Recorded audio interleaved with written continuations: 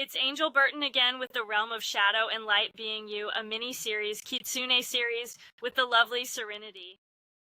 And thank you so much for joining me tonight. Would you like to introduce everybody or yourself to Yes. everybody? Yeah, so hello, my name is Serinity. I am currently 22 years old, about to be 23 this year. I'm a fur mom of 3. I have a ball python, a silver fox rabbit, and a leopard gecko, and a dog named Tangy, so 4. And I am a mom of 2 little boys who like to always keep me on my toes. I have been practicing for about 8-9 years now, and I consider myself a mage. Because I just like to spice things up with labels. I love tea, incense, and books, of course, crystals. I mainly practice folk magic, green magic, and I also do vampirism, sex, and blood magic. I also do a little bit of everything, but my deities are Nyx, Lilith, Gaia, Yamaya, Hecate, Dionysus. I also work with Medusa and Ares and Athena, and I work with kitsunes, dragons, and fairies. I love that. And you're one of my pen pals. She's Yes. also one of the crones on Unseen with me as well. Yes, I am. I always feel like we're talking about, Witches Out and Unseen all the time on here, but it's the best thing ever. So, of course, we're going yeah. to. Yeah, so I'm trying to think. I had a thought and it went bye-bye. Dionysus was such out of the first group. I was like, Dionysus. What an interesting mix among all the others. Yeah, so Dionysus and me have a very funny relationship. He's actually the main deity that will make me forget what I'm doing and make me feel like I've lost my mind trying to remember what it is. So that's how I know he's like, hey, you need to pay attention to this right now. So I was watching something, and this is totally a conspiracy theory, just going on, you saying, forget what you're doing. They say that sometimes, I don't know where I saw it. I saw it on YouTube or TikTok, one of the two. I always say I'm not going to talk about TikTok, and I always talk about TikTok. Right. But anyways, they say when you leave a room and you forget what you were going in the room for, they think that you may have come across something you shouldn't see, being a alien or like an unseenly or something like that. And so, like, the way you reacted with such a traumatizing way, they wipe your mind. That's actually really interesting. Isn't it? Yeah, for sure. And it makes me think of trickster spirits. Mm-hmm. So I have been working with trickster spirits for about 3-4 months now. I always suggest before I teach anything, always do your own research, because what I may have is not everything on that topic. And so if you feel like I'm missing something or you want to look deeper into it, you may always find something that I might not have found the first time, So before I deep dive into this topic, I definitely want to say to all of our beautiful listeners, definitely do your own research, especially when it comes to entities, for sure. Absolutely, absolutely. Have you ever had an attachment to?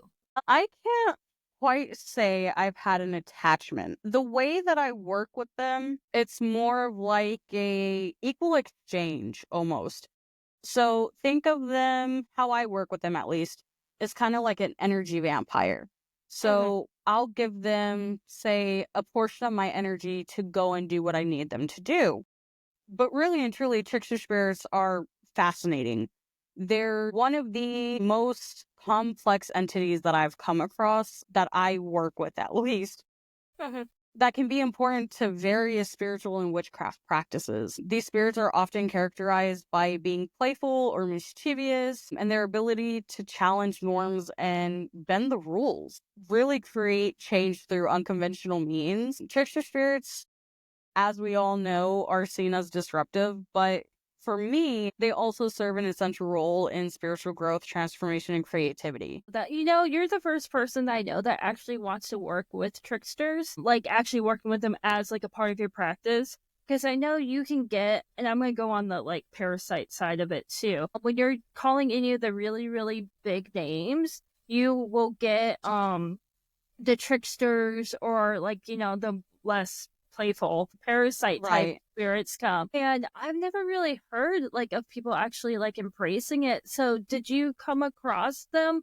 while trying to evoke somebody else and a trickster came through? Or was it like through, because I always think of Loki, even though I know he's not the only one that's a trickster.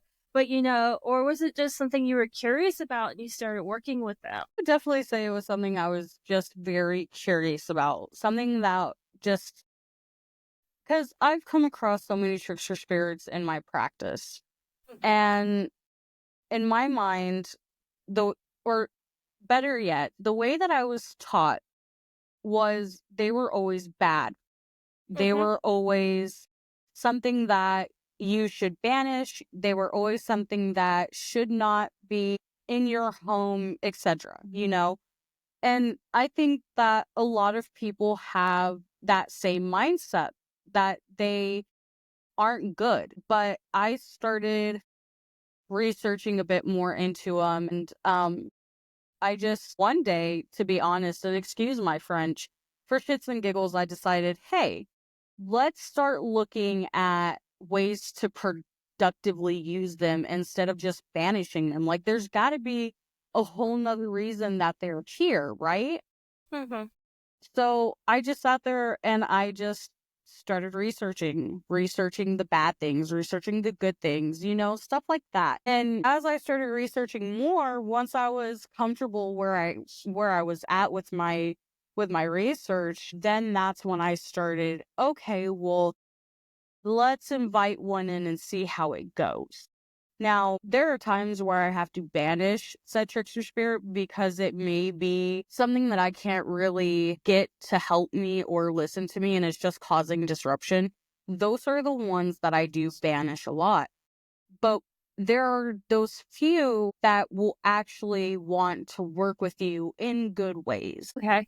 You see, I ended up getting an attachment, so I had a bad one. Same thing that you said, where you're always told that they're bad, they're just coming to try to prey on you, whatever, is always what I was told. Right. I did have a bad one, and I don't even know how I got it. I think my wording just got weird, because I went through a spiritual psychosis, which is something that's very possible, so you don't know what's actually good and what's bad, but this Right. thing wrapped around my heart chakra. Oh my gosh. Yeah, yeah, I actually had to get help getting rid of it because it really, like, I could feel it. Like, Mhm. I'm very sensitive as being a medium, so, but to feel something inside you around your energy forces and like crawling through you is not present at all. But, I never thought of like using them, but you think about it, they're probably bored. They're probably some like maybe a younger spirit, because they all have children, Right. so maybe it's one of the younger spirits of whoever you evoked. And they want Right. to help too. They just aren't known. And, they are kids. I get good tricksters all the time with fairies Mhm. because I will bring my fairy statues in, and all my fairy statues have some kind of attachment to them. And I work Mhm. with the seelie and the unseelie. So you can, it's either or. But I will get my spoons stolen. It's always my spoons. And I also have $100 that's missing that I know that I had it and I have no clue where it went. So I get that too. And then it always shows up, hopefully, you know. But I love listening to how you decided to work with them. Like, I never would have thought. Do you Oh have like yeah. good results? So far, I've had a bit of mixed results. I am not gonna lie to you. Mhm. Like I said, there are still some that I come across where I'm like, nope, you've got to go. And Yeah. then there are some that come and, basically open my eyes to new things. And then once they're done, poof, they're gone at that point, if that makes sense. Um, like you mentioned before, and I'm sorry I say all the time, It's fine. but like you said before, working with the Seelie and Unseelie court, that's a great gateway basically to open yourself up to those realms. Absolutely. And I always forget that I had a friend do a ritual that actually inducted me into the unseelie court. So I'm actually, by all means, a unseelie fairy, right? But I Right. always forget, and when I go out at night, usually when they run up on you, it's not good, you know? And they'll like flock to me, and like that instinct is still like, oh no, I got into something I wasn't, and it's not. They're coming up to see me because to them, I look like them, you know? Right. But but they are so hard. Like they can be so dangerous too. Oh, yeah, for sure. And I love how you're like, oh no, there's still stuff that I need to banish. How do you work with your warding because of that? Since usually warding would keep stuff like that out. How do you let them in? Do So you? I invoke them like I would a deity. Okay. Just kind of invite them into your space. Really, you can always like invite something in if you have the right mindset to do so. Even if, you're not trying to let them in, they're still around you like regular spirits would be. Inviting them in is, like I said, quite easy, especially once, like, if you've been in the field for so long. It's similar to invoking a deity. Like, hey, I'm wanting you to come and work with me.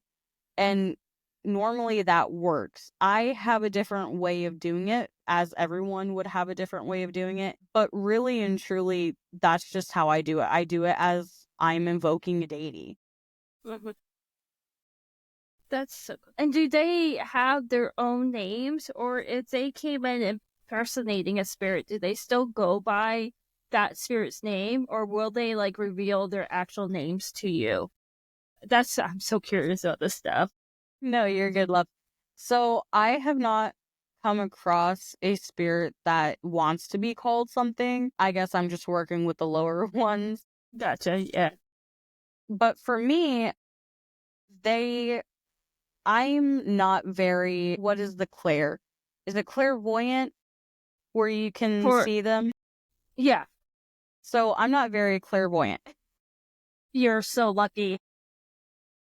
Like, the only clairvoyancy that I can do, and I'm going to be honest with you, is I can see something out the corner of my eye, Okay. or I can make out shadows in the dark.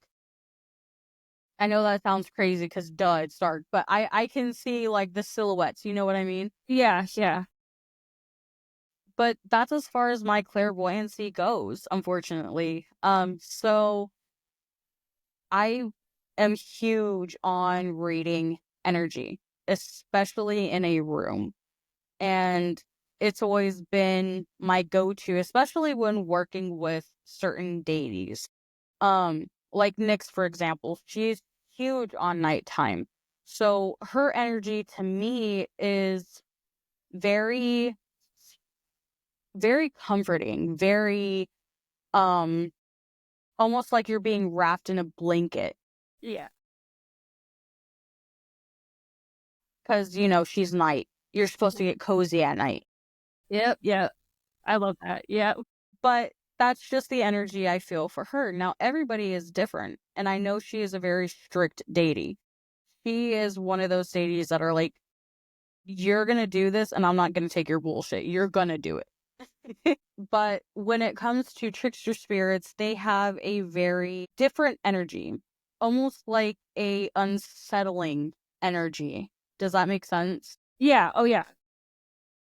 Like, it's one of those things where you get a shiver down your spine for no reason, but it stays there. Yeah. Yeah. That's the best way I can describe their energy to you. Yeah, just like the Unseelie, like I have it sometimes and with other spirits too, and I can see them and it's funny because they're like, you can see me. I'm like, yes, I can see you, but you don't always see, like, I should say something about that too. Even though I have like my medium senses, I don't always see something when it first comes up on me. I'm Right. not a vampire, but I am sensitive to, or I should probably say I'm probably a vampire. I just don't know how to do it. If that makes Right. sense. Like, you know what I'm saying? Because I'm very sensitive to energy. Like, if a human has really bad energy, it will make me sick. So I Right. probably am a vampire. I just never went down that lane, And which is why Right. you are an energy vampire, right? So, yes and no. Okay. When it comes to vampirism magic, Mm-hmm. you I literally wrote an entire letter on this Mm-hmm. to another one of my pen pals because she was also very curious. Yeah. So, when it comes to vampirism, some people can control it, other people cannot. And one of the best things about how I do it is I will never take energy from someone if they do not let me. I will always ask consent to, and I hate using this Mm-hmm. 'cause Yeah. you know the stereotypes. But so I will always ask someone to feed off of them. Yeah. So, especially my husband, we just kind of have that connection, and I have my low days where I need to have that extra energy, especially after I just got done doing like a ritual or a spell or something like that. Um so it really, vampirism is just one of those things where, you know, you can tell, and this goes for trickster spirits too. You can easily tell like what takes your energy and exactly where it goes to. Yep. That totally makes sense. Yeah, and I love how you're like, I asked for consent. And I was like, that's good because, like, with me, I have lupus. I have enough Right. energy for somebody to feed off of me, but if I'm having a flare up, you can't because you're taking that energy that my body's already off. So Right. it's like one of those things that, like, I appreciate that. Not that I really think people tend to feed off of me, but at least not ones I don't know about. But it's one of those things, like, it is I feel like you should be cautious about that, but then again, I'm not Oh gonna yeah. judge anybody that likes to just go hunting in the wild, have at it. Like, I know nothing about it. It's just that for me personally, ask me, because if I'm having a flare-up, it makes my flare-up so much worse. Oh yeah. And it just, like, when it comes to vampirism, like, again, I am one of those that, you know, I'm not just gonna eat you Yeah. because we look at life force, which is your most vital energy. Mhm. And vampire magic often revolves around the manipulation or even the consumption of that life force. Other people may hear it as prana or chi or even essence. Yep. Yep. And we all have this. All living beings have this. But the way that vampirism works is this energy is usually drawn from these living beings. Meaning, they particularly, even in reality, you can draw energy from someone's blood. You don't have to eat the blood, but like, if someone like pricked their finger or something, that's the easiest way that an energy vampire can take your energy, whether it be in physical or even symbolic form.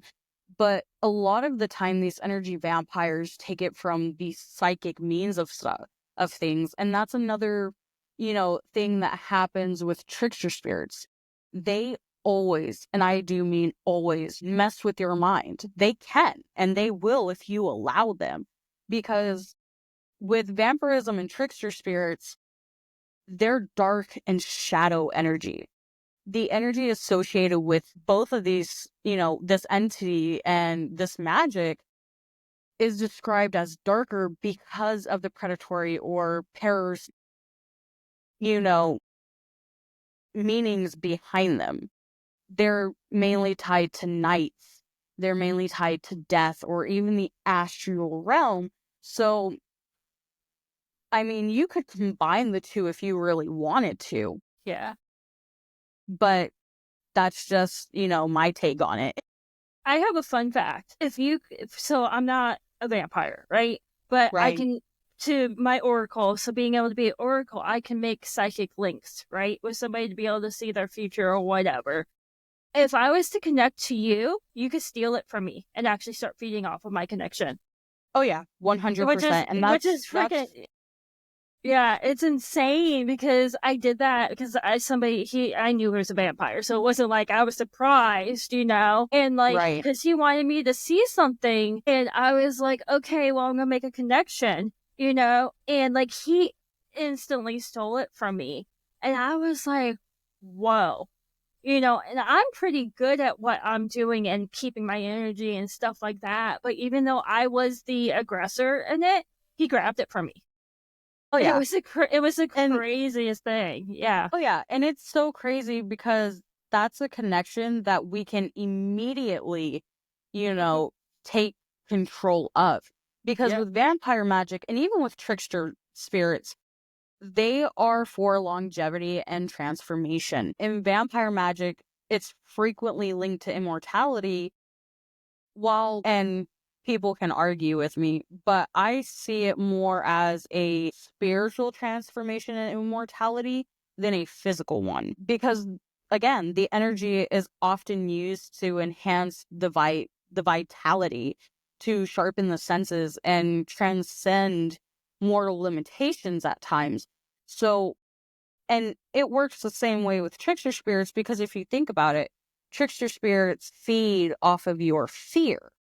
They feed off of your damnation is not the right word. Like they feed off of your despair. They feed off of seeing things go wrong with you. So in a way, trickster spirits are like their own little energy vampires, but I would not lump them up with energy vampires, if that makes sense. Yeah. Because while they're similar, they are very, very different on, things from how to protect yourself from one, how to banish one, stuff like that. That's so cool though. So like in my head, this is how I have it. You're using trickster spirits in your craft, kind of like how I use servitors. Because I can and will use a servitor to do painful stuff to somebody if I have to, especially if I don't want it tracked back to me. Oh yeah. And trickster spirits are a great way to do that too, especially if you're doing a curse or you're doing a hex or if you're doing really any type of baneful magic. I've even seen some witches use trickster spirits as familiars because, and you know, everyone, and I'm probably gonna get shit on for this, so I apologize. No worries. But I do not believe that your pets are familiars, because the way that I was taught is these familiars are astral beings or spirits that come and do your bidding. While they can take a physical form of an animal or, something of the sort, and this is where it gets misconstrued, is because of the animal part. A lot of people will think that if a stray cat comes along and, they take it in as their pet, oh, that's my familiar because I just walked by it one day. But the way that I was taught is there is a very specific way that you can find your familiar. And it's if they continuously come, they disappear at random, intervals, because they're still spirits. And again, they can take a physical form, but they also disappear. So it's not like your cat Fifi over here that stays 24/7. You know what I mean? And I have gotten in so many arguments with other witches because they believe that their pets are their familiars. And the sad reality of familiars also is, they can die. They can die doing your bidding. And for me, I wouldn't want my pets to go through that. You know what I mean? So using trickster spirits as a familiar is a great way to do your bidding, because if they end up getting hurt or, they get banished or whatever, your tie with that trickster spirit is gone, yes. And it sucks, especially if you had a really good hex or curse. Exactly. But, Yeah. it's not your cat Fifi that, unfortunately passes away because you thought that she was your familiar when really and truly she was just your pet. Do you know Yeah. what I mean? Yeah, oh yeah, absolutely. You've seen my cat, Sago, right? Yes. So he's a demon. Both physically and I am pretty sure he teleports. The reason why I say that is because there is some kind of spiritual connection between me and my cat, and I do not use him in my craft, like, at all. But if that cat is not, because I'll go back, let me go back. In Alaska, he would get out. And the moment he got out of the house, I knew. And my ex-husband literally went to me one day, and this is before I was, like, really practicing, or he knew I was practicing. He's like, what are you going to do when that cat passes away? Because you had this amazing connection with him. And I'm like, you know what? I don't know. We're not going to think about it. He'll probably still be here. He'll just be here in some other form. Oh, yeah. Because he is, I swear he teleports. Because I will be outside looking for him because I swear he's outside. And I know he's outside because I already looked everywhere in the house. And he would show up on the side of the glass inside the house. And I'm like, where the heck did you come from? You know? Right. But, like, I could not, like you said, what if I use him as a, because, you know, animals have spirits, that's why we have spirit animals. Oh, but yeah. what if you use them and a curse goes wrong and your animal dies because they're basically poisoned, you know? Oh, yeah. I couldn't do that with him. He's evil. He's awful. The vet will tell you that. But the connection with him is too good for me to say, yeah, he's my familiar. He does my bidding, you know? Oh, yeah. He's magical, but not in that type of magic. Well, he's a Norwegian forest cat, so he's literally, well, he's not, I don't think he's fully Norwegian forest cat because he's a little bit smaller than most of the ones that I've seen. Like, he's at like 13 pounds, and I've seen Norwegians as big as Mancoons. You know, so he's got to have something else in him, but he would be considered a smoky black, so he started all black and he started turning gray. And by the time he's like senior age, he'll be completely gray except for his head and legs and stuff like that. But there's actually fairy lore behind him, like behind that breed from, you know, so that's why I'm like, he's a demon, but it's because he's not nice to people. I guess being a black cat, you know? Yeah.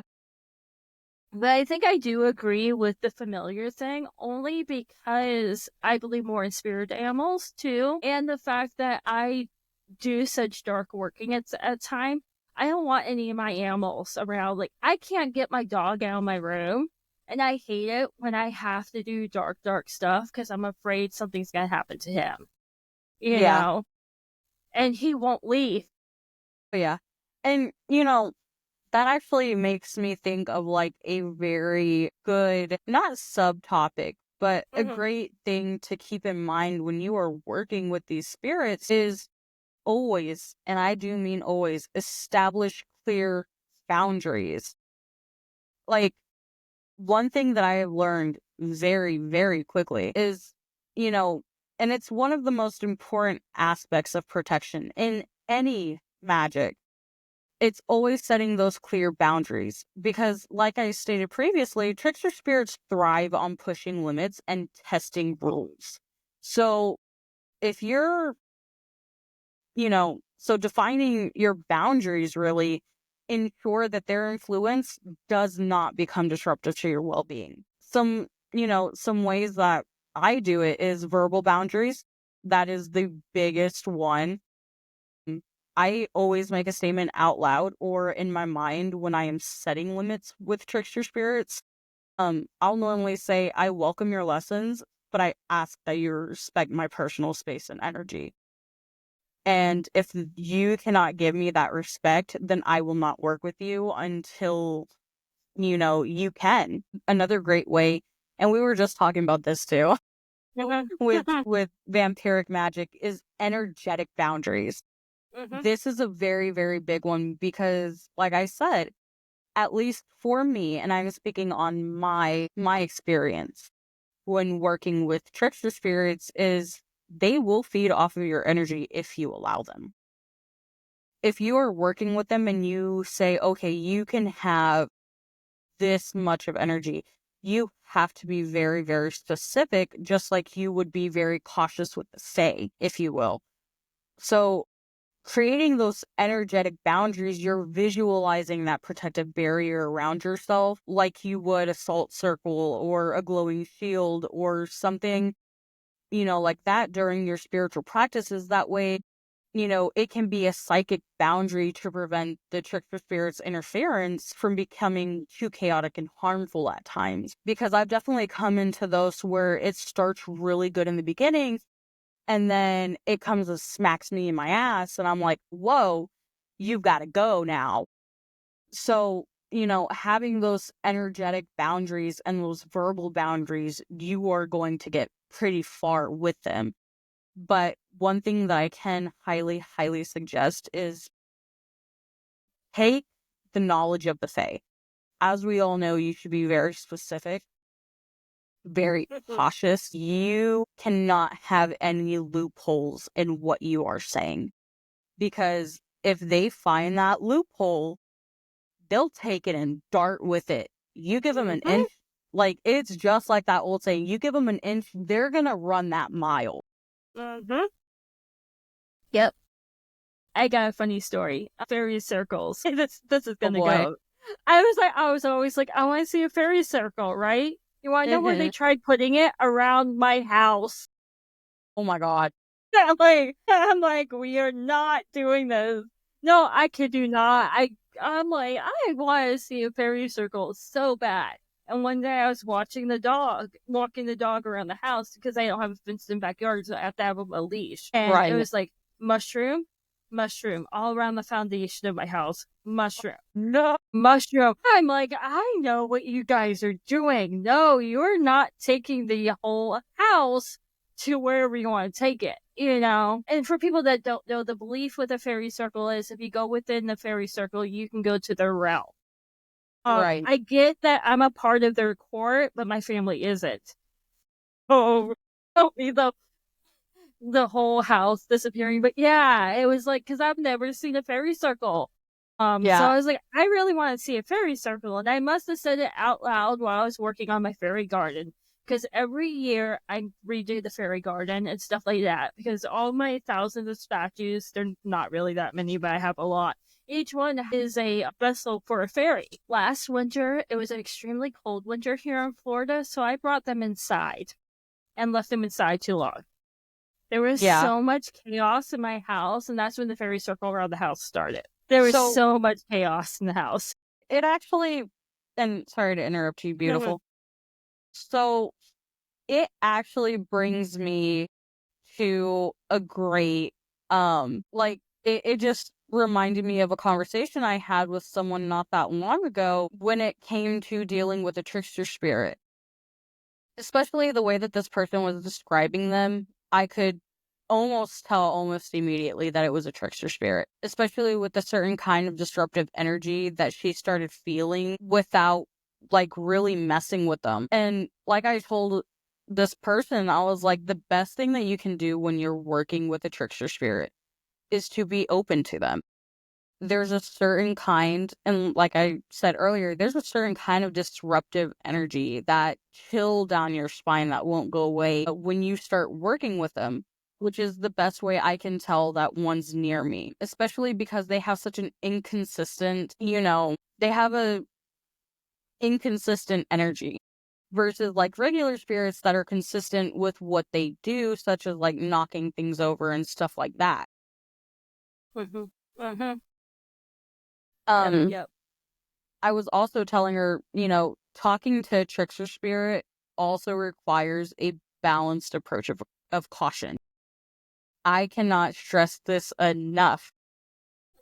Always show respect and assertiveness with these spirits because they thrive on ambiguity, and unpredictable things. So engaging with them demands those clear boundaries and an understanding of their nature. But, first thing is first, always prepare before you engage with them.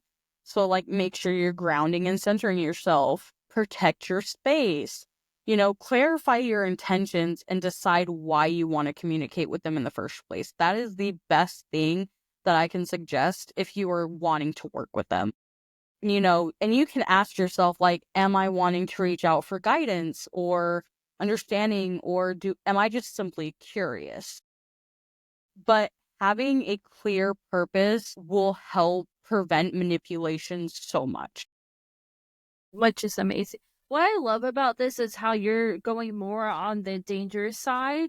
Then it's amazing. And I love when people are like that. Like, I work a lot with demons, and Mm-hmm. I will tell you, I went through spiritual psychosis for almost a year. Like, I did not come out of it.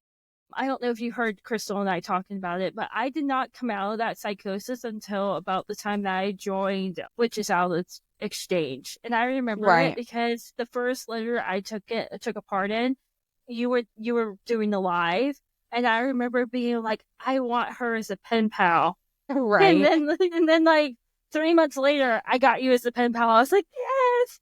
And then I decided that I wanted to be a letter mod myself. But that actually brought it out, and I had a dream about you ladies. Especially the ladies in Unseen. Like, this dream that I had right after I joined Witches Owl was I was really lost, just Mm-hmm. dealing with a lot of stuff. And I had a dream that I was in a chat and there was a bunch of ladies in it. And of course, I couldn't say anything at the time. And then when I became a crone, I remember telling Crystal, I'm like, I had a dream about you guys. Like, there's one more because I think there was 14 total in there, and we're at 13 right now, so there's still another one Yeah. coming. But yeah, I was like, that is crazy because the one thing I always wanted to do was teach magic. But before getting into the very positive environment of Witches Owl Exchange and Unseen, it was very Mm-hmm. negative. Oh, yeah. And then it's like also this people always play with the fluffy side of the bad. Like, I don't want to call it evil or even bad, but it can be bad. It can be very dangerous of the dark side. Um, Demons and tricksters don't have your best intention in No, mind. they You they know, definitely don't. it's a No, selfish I path. oh You yeah. know, And I completely agree. And, even during the interaction, you still need to establish your boundaries firmly, but respectfully. So, like, yeah, you could say you may only speak truthfully, or you may not harm or deceive me, or you may not stay beyond this conversation. But another great way, during your interaction with them is to stay observant. And I can't stress this part enough either, because you want to pay attention to the inconsistencies or even the signs of deceit. So if their energy feels overly chaotic or if their responses are non-sensual, you need to pause for a recess, because they're trying to deceive you in one way or another. And if you let them do that, they will take advantage each and every time. So, what I like to suggest too is ask direct questions. Like, do not give them the wiggle room. And, the reason why I'm going into the dangers of working with these spirits is because, like you stated, this is a very selfish path. It's not meant to be fluffy. It's not meant to be rainbows and butterflies and unicorns, because this is a darker path. And for me, before I jump into everything, I always want to know, the dangers of something before I just do it.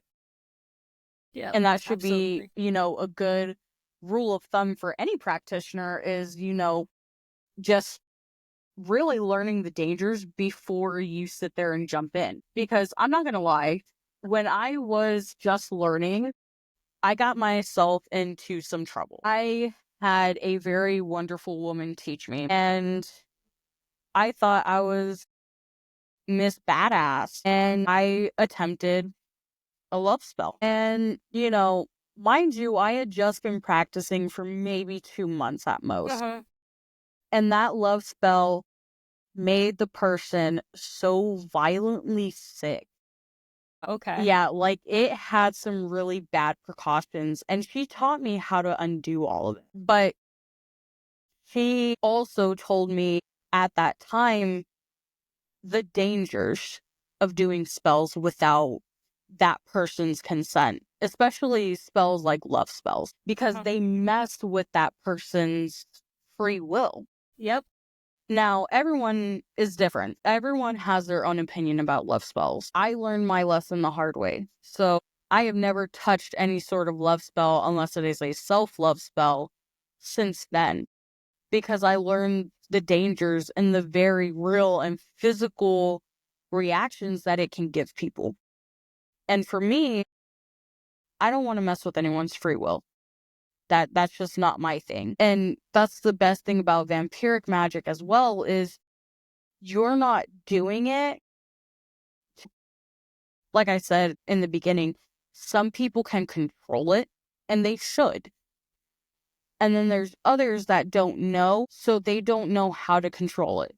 They don't know that they are taking from you.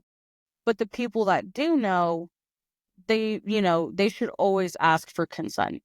Yeah. And, it's the same thing with trickster spirits. The minute you know that it's starting to mess with your free will, or it is starting to mess with the thing, like I said, if their energy is starting to get overly chaotic, you need to pause and reassess your situation. And, like I said, you always want to ask direct questions, because tricksters often will twist vague questions. So, you need to be specific and concise to minimize that misinterpretation. And that's with any entity, in my opinion, because, some of these entities, or even deities, they are very, very ancient beings. So, Yep. You need to be precise, and you need to definitely, watch what you're doing. You may have a fantastic relationship with your deity because you've worked with them for so long, but that doesn't mean that you shouldn't stop showing them that respect. You know what I mean? Uh-huh. Oh, absolutely. I do want to make a couple comments on there. I see love spells as baneful magic, especially ones where it's to make people fall in love with you. And I do Right. want to do a caution too. So when you cast I'm going to use a binding spell. A binding spell, for example, I never recommend doing a binding spell unless you plan on being with that person forever, or you know how to undo it, because it's not just them bound to you, you're bound to them, you know? Right. And if you're casting a spell without somebody knowing, you could cause them to go as far as ending their own lives, Oh, because yeah. they don't understand what's going on, you know? Yeah. And then with trickster spirits, when they start feeding your ego, you know something's up. When those tell you, because this is what happened to me when I went to the psychosis. And when I use when I say psychosis, I'm not saying I ended up in like a mental hospital or anything like that. I just lost spiritual reality I got thrown down this spiral that I didn't know what was true and what wasn't. Like, you know what I'm saying? You couldn't find your head up on it. When they start telling you you're, for example, the queen of hell, you're probably not. They know that your ego wants you to be something important, so they're going to tell you what that you want to hear too. Yeah. And, one thing to combat that, is to avoid emotional reactions when you are dealing with these types of entities. Because again, tricksters may, and they will, try to provoke fear, anger, or even amusement. And so that's when they start feeding off of these emotions, and they're like, okay, well, now I can do whatever the hell I want. You know what I mean? Yep. So when dealing with these entities and these spirits, it's best to stay calm and kind of detached to maintain control of that conversation and to maintain control of that space. Because you don't want to, have a trickster come in and just wreck everything. And another great way to do this is to test their responses, verify their answers like you would with, your deity or anything. The best advice that I can give is to ask the same question in different ways to test their claims with known facts to identify those potential deceptions. Because if you just ask, one question and then they give you one answer, it's like, well, okay, I'm just going to run with that. But really and truly, it's in the name, Trickster. So you definitely want to ask the same question in multiple ways. That way, if they give you a different answer, you're like, okay, yeah, no, you're just messing with me at this point and you've got to go. Especially if you've established those clear boundaries that are like, hey, you're not allowed to deceive me. You're not allowed to do this, this, and this. But, another thing, and, this goes hand in hand with testing their responses, is to engage playfully with them if you can. So, again, tricksters often respect the wit and cleverness of people, especially if are one to, what is the word I'm looking for? Almost, you're thinking about like outwitting them, right? I think I know Yes. what you're. Yeah, I Yeah. know the word you're So, talking about. I can't think of it. I know what you mean. well, at least we're on the same page. Yeah. But, responding to their mischief with light humor or even clever retorts will also establish the mutual respect that you're looking for. Because again, when it comes to a trickster spirit, they will move on just like a deity or, something like that, because they're there to guide you. And if you're not ready for them, they'll move on. And sometimes they won't come back to want to work with you. It's up to them, just like a deity chooses us or we choose a deity to work with. It's not going to happen simultaneously. It's going to take time. It's going to take that dedication. But if you're not ready to work with them, then they don't want to work with you. Because, you could say that they may think that you might not ever be ready to work with them. And, you know, they'll move on to something or someone else. Or they could continue to try to get your attention to work with them, but it really depends on the trickster spirit itself. Because if you wanted to work with them, I'm going to take a page out of our lovely crone Gina's book. You can set those time frames where you're open to receive those messages and you're closed to receive those messages. Um, and it's just like working with spirit guides. If you don't have a set time frame for them, then it wouldn't be in your best interest to start working with these types of spirits because they can turn real sour real quick. Absolutely. What was I going to say? The lying, catching them in the lie. They have the memories of humans when it comes to lying. So, I almost say when you're working with them, especially at the beginning, get your book of shadows out, write the question that you ask and the answer. That way you can go back so that you're not trying, just in case they do wipe memories, because I'm sure some of them have the ability to do that. Yes, they can. That way what they're answering. So even if they're trying to wipe because some are nasty, some are basically parasites, like the one that I got into.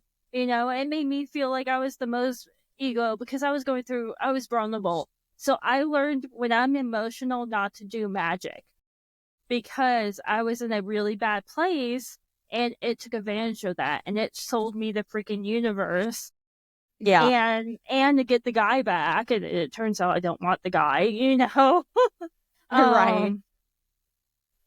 So having that, and I actually had to have help. I had to have a high priestess from a coven remove it from me. And it took more than once to get rid of it, And when you have stuff like that, especially when you're sensitive enough to know it and you have enough sense to know it, you don't want to be around other people because you don't want it to go to them, Oh, yeah. And it's so funny because I actually know how to remove it from other people. So like when it happened to me, I'm like, man, what was I thinking? Well, it was because I was emotionally run down, Oh, yeah. So it And told they me, will. Go ahead, love. yeah, it told me everything I wanted to hear and promised everything that I wanted to get me to let my guard down, and it took over. Yeah. And another thing is like, if you can tell that a trickster spirit is going sour, set a clear exit plan. I will 100% scream this in your face till my face is blue. But sometimes, again, you may be caught in the antics of a trickster spirit. So having that exit plan or method of ending that interaction can help you regain control too, such by closing the space. If you're in the middle of a ritual or encounter with them and you say something like, you can always say, I thank you for the lessons and energy that you have given me, but now it's time for you to leave. You could also use visualization to mentally close that door. One thing that I have been working on this year is opening and closing my third eye. And it's because when my third eye is open, I am overly sensitive. I can pick up on your energy like it ain't nothing. And sometimes it can become too much. So what I mean by closing the door is you can mentally, for example, like I said, you can mentally close that third eye on them, or even shut your mind off on the spirit or energy, imagining them leaving your space. Because, again, you visualize the trickster being sent back to the realm or the universe removing their influence at that point, especially if you're like, I'm done. Again, trickster spirits offer lessons, and these lessons are almost every single time that I've worked with them, they're layers of illusion. So, to have that clear exit plan when you've had enough, and you can even tell them, I thank you for showing me this today, but you're going to have to come back at a later time. And then set that later time, if that makes sense. Because, Oh, yeah. When you are working with these spirits, it's best to practice discernment. And what I mean by that, by practicing discernment, you are ensuring that the wisdom you gain is genuine and beneficial for you. So, touching base a bit, just a little bit, what I mean by question them in different ways, question their motives. When you sense a trickster's presence, you should always ask yourself if it is worth it and if their influence is truly helpful or if it's simply just stirring up chaos for its own sake. Because again, tricksters might offer wisdom, but they can also lead you into unnecessary confusion and sometimes memory loss. Yep. Because they have that way of manipulation because they're not of the physical realm. Another great, way of practicing discernment is seeking balance. And one thing that you absolutely have to remember is that these trickster spirits don't always have negative intentions. Not all of them are going to come after you just to stir up chaos. Some of the ones that I've encountered so far, they often encourage growth through challenge because they challenge the normalcy of your life. They challenge your rules. They want you to step out of your comfort zone for your benefit. And so, by using your own discernment to recognize when it's an actual lesson versus their interference just being disruptive, it can change your way of looking at them entirely. Because, and a big one, a huge one, like you said, you've had one where it completely just wiped you out from your memory to your energy. And one big thing about working with trickster spirits is you have to protect your emotional and your mental space. You have to. Because trickster spirits often operate in subtle emotional ways, which is why I say you have to, you can't leave loopholes when you are working with them. You have to be very strict when you set these boundaries because, again, they will attempt to manipulate your thoughts and feelings. So you need to take the precautionary steps to protect your emotional and mental space. Because, emotional boundaries are a very big thing. Even if you're not working with trickster spirits, you still have emotional boundaries with the people around you. So you can take that ideology and use it to them and practice those emotional boundaries with others, as well as the energies you encounter from them. Because if you're feeling overwhelmed or manipulated emotionally, just like you would regularly, you would take a step back to recalibrate, to give yourself that break. So when working with these spirits, it's best you do the same thing. And, even with mental clarity, you need to keep your mind clear through practices, especially if you are working in dark magic all the time. You have to keep your mind clear. That way it doesn't affect you in a way that's going to harm you. So, practicing like journaling or working with protective sigils and symbols, just clearing that mental clutter can help prevent trickster spirits from distorting your thoughts. Yeah, I absolutely. So talking about the memory, I want to put this. I honestly, when did I become a little mod? Was that in August or I want to September? say, yeah, Yeah, sometime August or December, or not, yeah, not December, September. September. Yeah, Because I definitely was a crone and a letter mod when I around got the my same car. time. Yeah. Yeah. Yep. And I remember with the hurricanes, I was already in that. So, Oh, yeah. and with my car accident, I was already in that. So the reason why I asked was because that's when the soonest I remember. So I don't remember much from December 23 until late August, early September of Right. 24, and it literally was like I joined the group way before that, obviously, so I Yeah. started clarifying before that. But now I remember, like, I have a memory of an elephant. I remember every live, like my first live that I did in Witches Owl was literally I became a letter mod, and then Crystal had me do the lives the next month, and stuff like that. And so it's like, wow. And like, I lost friends, like spiritual friends, because of, for the lack of a better word, being crazy, Yeah. And, trickster spirits can 100% do that too. Mhm. And in most cases, when you're working with them, especially in one of my cases here recently, um, it's better to embrace that slight chaos that's happening Mhm. rather than fighting that trickster energy. Because sometimes, just like in life, it's best to flow with it instead of trying to fight it, because it's allowing it to teach you that flexibility and adaptability to.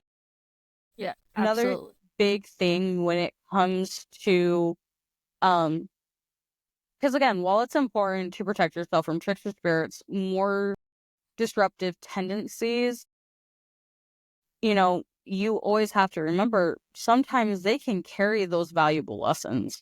Trickster spirits, can help you develop that adaptability, resilience, and a sense of humor.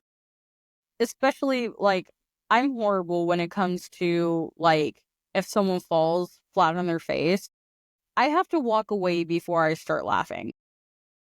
I know that is so horrible of me to admit, but I'm one of those people where if it's a very serious situation and you look at me, I'll start immediately laughing. And I have never known why, but that's just what I happen to do. Like, as a kid, I used to get in trouble a lot. So, you know, whenever my mom, she would ask me, well, Serenity, are you lying to me? And I'd give her a straight face. No, no, I'm not. And she would give me this certain look. And one thing about me is if I lie, my dimples will come out. So Mhm. there is no me lying, because the Mhm. minute you see those dimples, it's over. I've already been caught. Yeah. It's definitely, one of those things where it's You have to find the humor in the moment and, just laugh at the absurdity that trickster spirit can bring into your life.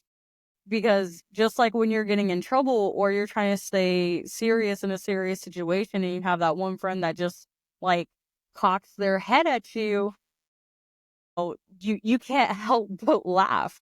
Even in life, humor can help you maintain and center and prevent, you know, those things becoming completely bad. You know what I mean? So you can use that same ideology when you are working with them. That way their antics aren't overwhelming you. Yeah, absolutely. And honestly, that year that I was dealing with that was probably some of the best lessons in life, like at least in my practice wise, because I feel like I grew so much and I know so much more. And like I have a confidence now to sit there and teach stuff to people, you know? Yeah. And another thing I want to say too is it's good to have a small tribe around you. Oh Especially with yeah. the drones. I know if I start speaking nonsense, you guys would be like, hey, what's going on? That's a little Right. crazy, you know? But it's great to have like that community too. Oh yeah, 100%. Always have a village. Like Oh. always. Even if it's, I hate to use this. I don't know like any other cute pet names, but even if it's your cat Fifi, Yeah. just sitting there listening to you ramble on, you can still use her as your village because you're still venting, you're still getting it out. And, me, I think and I could be wrong. I could be wrong. I know Sarah Lee, Crystal, and Gina all work with demons, and you work with demons. Yep. I'm doing research purpose only because my littles are too young. They're way too sensitive for me to do that type of work right now. But with trickster spirits, I can control that a lot more than I can, working with Stolas or working with Asmodeus or you know what I mean? Because, invoking a trickster spirit when you are ready, it can 100% change the way you look at things because you can invoke them, and I meant to go through this earlier when I meant invoking them like a deity. You can invoke them through offerings, invoke invocation. Oh my gosh.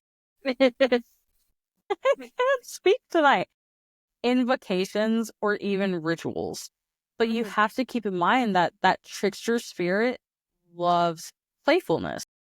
And now I'm going to start touching on, the fluffiness side of it. Like you said earlier, whenever you are working with them, they love to be playful and creative. So, like, you might leave offerings like sweets or bright flowers or, even objects that have personal significance for you to give them a taste of your energy, if that makes sense.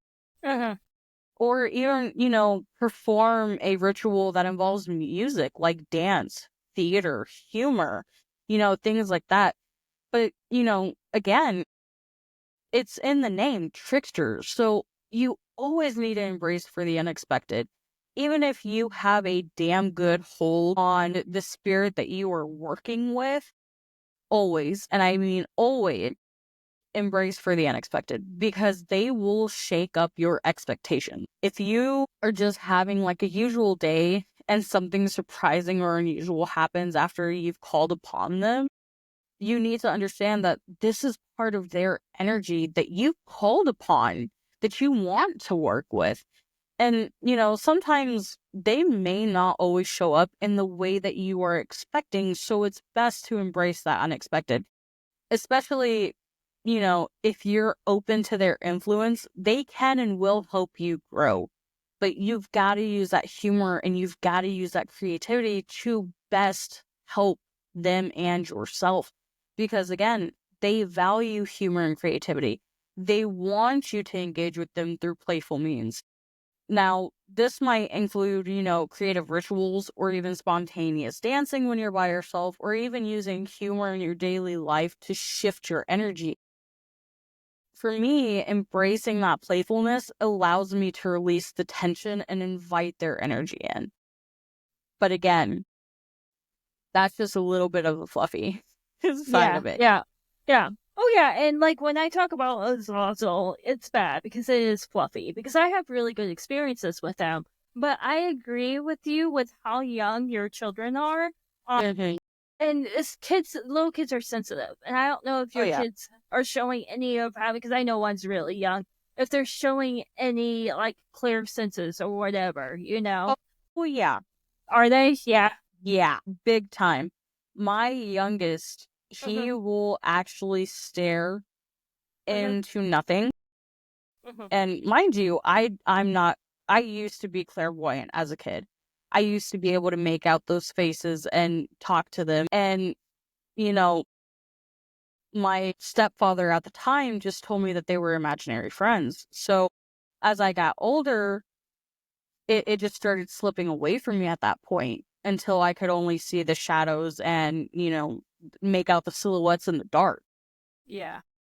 But my youngest boy, he will actually just stare into, like I said, the nothingness, the thing I cannot see, and he'll smile at it or he'll laugh at it. And he'll just be off in his own little thing. And it's the same with my oldest. We have a shelf that has a couple of muñecas, Uh-huh. which are dolls. Sorry. Yeah. So we have a couple of dolls that sit on the shelf, and one of them will move occasionally to stare at the door. That's And so cool. yeah, Oh, and that's probably the wrong response to that, isn't that? But that's so cool. Obviously, I work with spirits. yeah, and my little brother, Mm-hmm. we've actually had, because I make my own Trickster spirit oil, as you know. Mm-hmm. And so my little brother, he sees the grotesquerie spirits. He sees the ones that have passed in violent ways. And No. so, yeah, so he can't see, as far as I know at least, he cannot see the regular spirits. He sees the grotesquerie spirits. And it bothers him sometimes, and he'll stay awake for hours on end because they keep him awake. And I'm gonna get a bit more personal with that one. He's been seeing a torso. No. Just the torso, and the you know the way that this torso was mangled. He can describe it to you in a very detailed version that you would be like, what the hell did you look at before you came and told me this? You know what I mean? Yeah. And like, I've been having to use this Trickster spirit oil that's been helping him. And like, it blows my mind. And I'm like, I'm jealous of you, but I'm not. Because if I saw something like that, I would freak the hell out too. But, you know, again, and, going back to the dolls on the shelf, they'll move and nobody will touch them.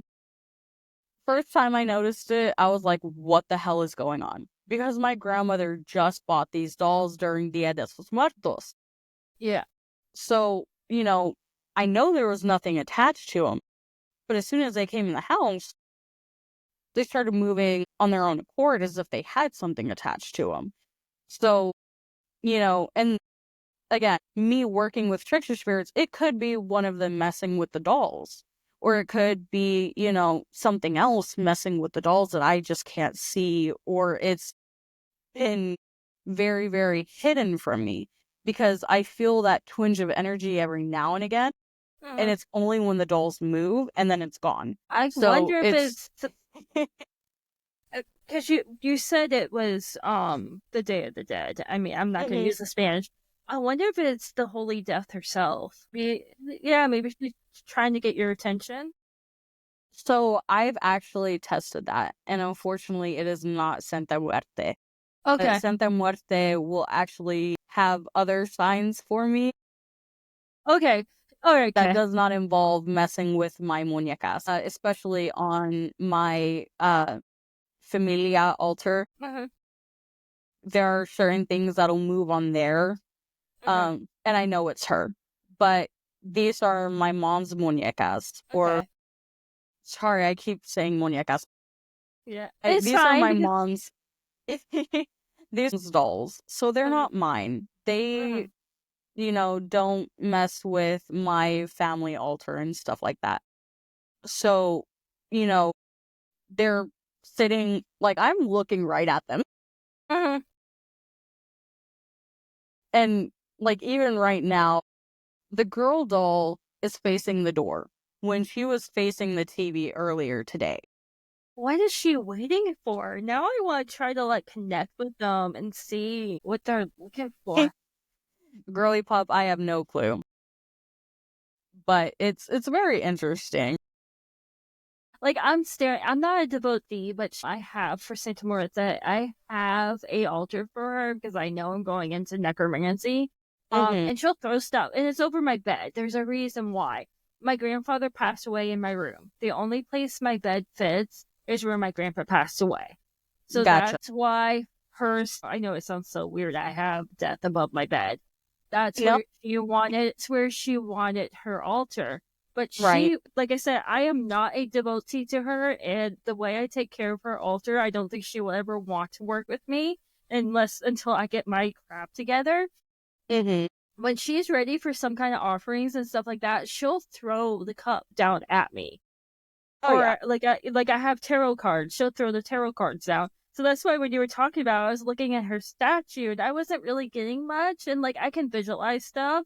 So when you were talking about the doll, I'm like, I wonder what she's waiting for because I feel like the dolls are waiting for something. Mm-hmm. That's why they keep looking at the door. But it's weird if they don't have an attachment unless they're just living dolls.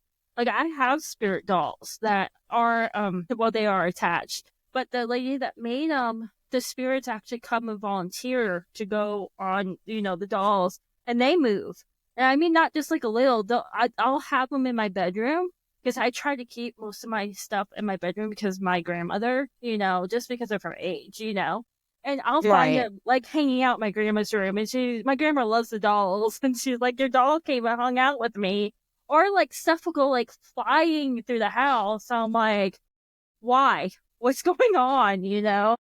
Oh yeah, for sure. That's so. I think that's so. Now I want to know what what your dolls are waiting for, especially. So you just got them this past season, then, right?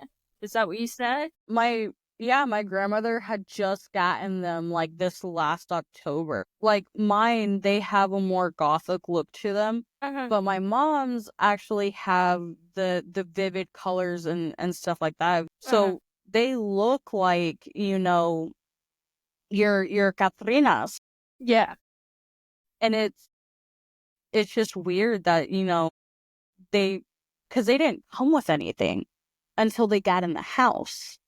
And then I think from there, something attached to them. I couldn't be 100% with you, Maybe but maybe Maybe she's trying to get your mom's attention. Does your mom practice? she's more of a light worker herself. Okay. If I mention anything, remotely close to demonology, she's like, "Oh hell no, get out of my house." Well, Like, the Holy Death wants you. right? Like, it's funny too, because she won't touch, like, for the longest time, I should say, she Mhm. didn't touch tarot cards. She only Mm. touched oracle cards. Interesting. Because, yeah, and I asked her, but according to her, in her train of thought, it was Mhm. more lighter, like the energy was Mhm. lighter with oracle than it was for That makes sense. tarot with her. Which makes sense because Oracle usually comes with a Oracle With the attached lighter to it. meanings. Yeah, and it already has a spirit. We'll just use that, a spirit attached to it. Whereas with tarot, you can get anything and everything. Usually Oh for yeah. me, it's my own oracle that I'm using. And like people always look at me like I'm crazy, like when I do this. Apollo did give me like working with him because I've worked with the Greek deities since I was young. So I Hmm. do have an oracle. That's why people are always so impressed why tarot readings are always so spot on. But the problem is I have to be careful because I'll connect to the person and I'll see their future as I'm reading it. And sometimes I feel like Cassandra. And I'm like, this card reading makes no sense to me. And the person's like, that's exactly what I needed to know. I'm like, I'm glad because it's not making sense to me. And, the crazy part is, trickster spirits can even mess with your readings if you let them. Which is why I always say, protect yourself, because trickster spirits can and will be unpredictable and mischievous in some very unsettling ways. Yeah. Which, why it's always important to protect yourself energetically when working with them. That way, if you are doing a tarot reading for, that friend or that family member or that customer, want that, mischievousness as far away. That way you can give them that clear and precise reading. Because, again, you can use protective rituals to create that circle of protection, or even burn herbs or have certain crystals associated with safety around you to ensure that their energy is welcomed, but it's not influencing that reading. There was one lady I was reading for, and it made no sense to me, and it hardly made sense to her. And that's how I know. Yeah, it was a trickster. Yeah, that's how I know that they messed with it. I was like, mother. But, because I'm not sure if you've had one of my readings, but they can be very unsettling spot on. Like, they can be terrifyingly spot on at times. I did one for Ellen, and you can ask her all about this. We FaceTimed as we were doing this. And by the time I was done with this reading, she had just found out some very unfortunate news about her friend. And it came up in that reading. Wow. And and I told her, I'm sorry that I'm so shaky. There's just something that's wrong with this reading. Like, you could hear in my voice, I was shaking. Like, I was physically, violently shaking. Because you were connected with that. Oh yeah, I was very in tune with it, and it was so scaringly spot on. Like, she texted me, I want to say it was either that night or the next day, and she's like, hey, that reading that you gave me? I was like, yeah, I'm still pretty shaken up by it. Like, my energy is still way out of whack. And then that's when she told me the unfortunate news about her friend, and I was like, my God. I got chills. Tell me you're joking. Yeah. And she's like, no, I'm being dead serious. This and this happened, and I just found out about it. And I was like, no. I heard, And there was one recently that I did for a member in Where Witches Roam, which is obviously, the other sister group. Yeah. And it was a 11 card reading. There were 11 cards. I just felt very compelled to draw those 11 cards. And I was like, I texted Crystal and I was like, hey, how do you deal with this? Because this is the second time that this has happened in my craft where I have violently shaked like this. And it's been so unsettlingly spot on that these people don't want another reading from me. Yeah. She gave me some great advice. Sometimes when it comes to those readings, it's for me on the most recent one, I invited that trickster spirit to help me read for that person. And by doing so, it came off in such an unsettling way. I have not seen her ask for a tarot reading or an oracle reading since. Wow. Yeah, it really, she gave me great feedback for it. Like, reading in between the lines, you could tell that what I was saying to her hit her. Yeah, it was even things that she never told anybody that came up in that reading. And she even asked me, how is it some of these things and I haven't told anybody? So yeah, it trickster spirits can, and again, that's one way that they can help you. But you still got to be on that cautionary area, you know what I mean? Absolutely. And I want to make a comment too. When I was in that year with that, I could not read cards. And this is ability, like, I had no psychic.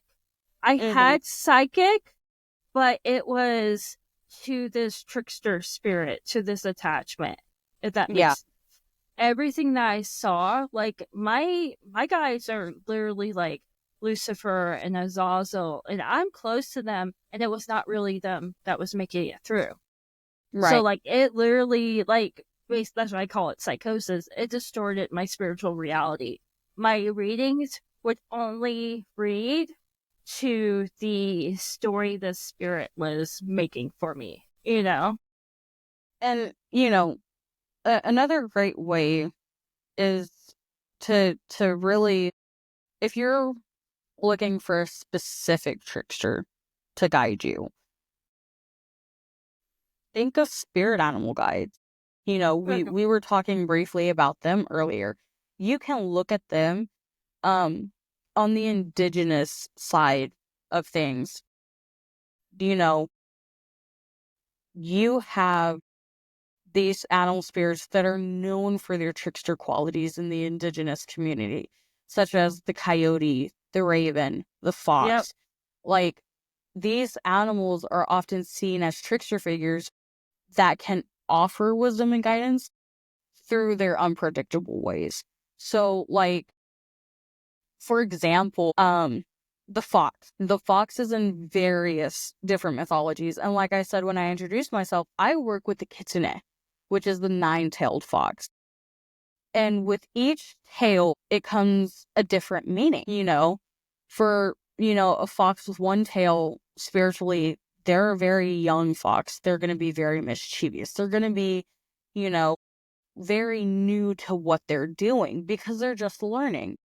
But when you reach that 8 or 9 tails, that's when these spirits have already gone through their cunningness. They know how to manipulate you in these ways. They know how they're very wise in their own. But, they're, again, a common trickster figure in various cultures, including, the Chinese, the Japanese, and even Native American traditions.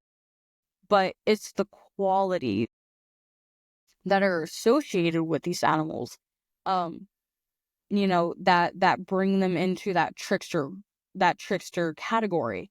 Because if you think, the fox is often associated with being cunning, they're adaptable, they can help with deception. And in many cultures, the fox is a shapeshifter. Mm-hmm. Like in, Japanese folklore, these some families, actually marry their son or their daughter to these spirits because these spirits would come to them in like a human-like form. And it's really cool Uh-huh. because they were able to transform into those human forms to fool others with their intelligence and agility. Plus, they're often seen as a mediator between the human and spirit worlds, too. And again, just touching on, the main, I Yeah. guess you could say the main trickster spirits I work with, which are the Kitsunes, they're a powerful shapeshifter. They can deceive people, often falling in and out of love with humans, showing themselves as one thing and then changing into the other. It's really neat. But those aren't the only trickster spirits I work with. I work with human trickster spirits too. But, touching base on those animal trickster spirits, in Native American mythology, the fox is seen as a trickster who always outsmarts other animals and humans. So, really looking at the various mythology, you can easily put together a way to work with them. Like the raven, for example, that is in a lot of indigenous North American mythology. They're tricksters, but they're also a culture hero in many indigenous cultures, including this Pacific Northwest and the Arctic tribe. Ravens in that case are often a shapeshifter that plays pranks on both gods and humans. They're associated with creation and bringing light into the world, and sometimes, with mischief. Because the raven's actions, while sometimes they're disruptive, they often serve that larger purpose, such as the creation of the world or the introduction of important cultural practices. And, in many myths of these North American tribes, the raven steals the sun from the sky Yep. and, they give the light to the world. But he is also a creator figure responsible for bringing the first people into existence in these certain traditions as well. So it really depends on what you're looking at and how you're looking at it. Another one is the coyote. So in Native American mythology, they were the trickster and creator god in many Native American cultures, including the Navajo, the Hopi, and the Lakota tribe. Coyotes are one of the most well-known trickster spirits in Native American mythology because they're not but they're Yeah. often depicted as foolish beings or playful and sometimes malicious, but their actions often lead to significant cultural changes or even reveal important truths despite their flaws. Coyotes are often revered as teachers or showing the duality of wisdom and foolishness all in one. In one famous tale of these tribes, the coyote steals fire from the gods to bring warmth to his people. And his antics often challenge the traditional order of things, but through his mistakes, he ends up, helping bring about those necessary changes that needed to happen. Yeah, I love that. My favorite one is the jackalope. Yeah. And actually, here's something really funny. A jackalope saved my life. Like, Oh, literally wow. saved my life. Yeah, I actually saw one. Definitely showed up on the side of the road as very much a spiritual animal. They can be tricksters. They can also be signs that there's something dangerous coming. Oh, yeah. From my experience with them, I don't think they cause it. I think they just warn you. Right. So we were in Wyoming. We were headed to Yellowstone Park. We decided we wanted to push and drive through the night. Besides us thinking we were seeing UFOs in the sky, my son and I, we were looking at the field like there was lights. It was weird. I can't even explain it. But I was looking out the side of the window, and by the farmer's mailbox, I saw a jackalope. And I went to my ex-husband, and I was like, I think I just saw a jackalope. And he was like, oh, okay. Like, he didn't really believe, like, he thought witchcraft was evil and of the devil and stuff like that. So, Right. but he didn't know that I had psychic senses. So, like, when I said I see something, he would kind of be like, okay. Well, within 10 minutes, we were braking very fast because there was a herd of antelope crossing the road. And Oh, wow. and I mean, like, when he stopped, it literally was inches from one of them. Because as you know, they do deer in the headlights too, Yeah. And I think the only reason why we did not die, because those things would have killed us, we were going fast. Like, it was very stupid, especially being Florida people driving through, but you don't think there's going to be these herds, right? Right. I think it's because I saw the jackalope and recognized it out loud, it saved us. For sure. Because I accepted that I just saw an omen, something's bad and it's going to happen. Because I remember saying that. I was like, I just saw a jackalope. That usually means something bad's going to happen. Oh, yeah. And then it didn't happen, I mean, I guess leaving half our tires in the middle of the road from the blaming on the brakes happened, but, overall, it didn't happen. Right. So we just hit the hour-and-a-half mark. Yeah. We should probably wrap it up here, and then we can continue on next time. Oh, yeah, for sure. Because, we still have to go over, like, the roles of trickster spirits in witchcraft. And we could even touch on, like, the various, like, I learned recently, and I feel dumb for this, and this will probably be the last note while we wrap up for next week, is Hermes. Hermes is a trickster god. You didn't know that? No, and I feel really dumb for not knowing that. But the more I started researching into this line of spirits is because a lot of the times, and you would think, hey, Hermes is a messenger of the gods. You wouldn't think of him as a trickster spirit. like I said, I feel really dumb for just now finding that out. But it was really neat because it's like, for somebody who is not of the witchcraft field per se, you wouldn't know that Hermes is a trickster, deity, because he's always associated with just being The messenger. the god, the messenger of the god. Yep. Yeah, I'm laughing because I've had some trickster stuff happen. I'm like, what was that? Like, my statue of Artemis went missing. Oh boy. Yeah. I mean, it didn't go missing. It just was not where it was left, which is outside, because she likes her altar to be outside where the moon can hit it. Right. And I was like, somebody stole it. I'm like, first off, who isn't creeped out by my house, and stole my statue? Second off, and then I turn around and it's in the backyard. I'm like, how did it get in the backyard? Yep. I was like, she's not gonna like it back there. That's too much sun. Well, thank you so much for coming on. No, thank you so much for inviting me. 100% absolutely love, talking because, and again, it brings such an awareness that a lot of beginner witches or even intermediate or even advanced witches might not have known. Yeah. So I've absolutely loved coming on here and talking with you about, one of the various entities I work with. Yeah. Yeah, and I learned so much because, like I said, my experience was always really bad. So to find out that there could be actually positive experiences makes me kind of, when I'm done with my personal growth this year, maybe thinking about like reaching out to some tricksters. Definitely, I think I'll work with the jackalope because I feel like I have to thank them for saving my life, Oh, yeah.